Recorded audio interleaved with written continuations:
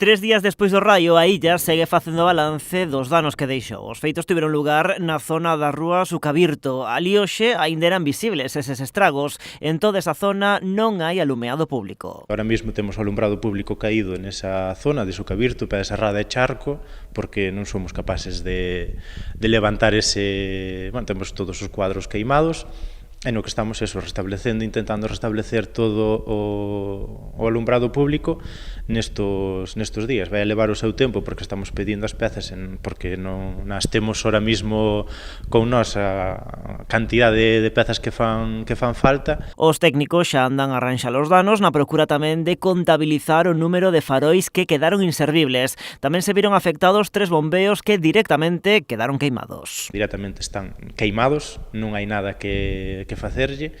O que si vamos a, pois eses cuadros cambialos e a ver se tivemos suerte e os bombeos, o que son as bombas, non están queimadas, porque senón aí sí que vamos a ter un problema económico moi gordo, porque ao final esas bombas son as que valen os cartos. O raio tamén deixou a súa pegada na propia rúa. Vese físicamente, ves ali o hormigón que o raio pois levantou en 3 ou 4 sitios.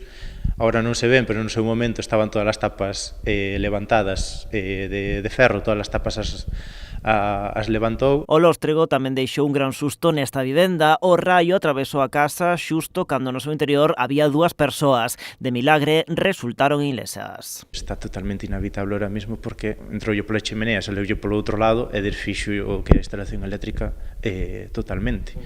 Que desde aquí xa saben que xa falín eu con eles personalmente, mas intento falar con eles todos os días, que calquer cousa que aquí ao Concello que lle podamos botar unha man, aquí os estamos, e nada, que volvan á normalidade o antes posible. O alcalde fala dun episodio inédito pero cun antecedente recente. Hai tan só 15 días caía outro raio na illa.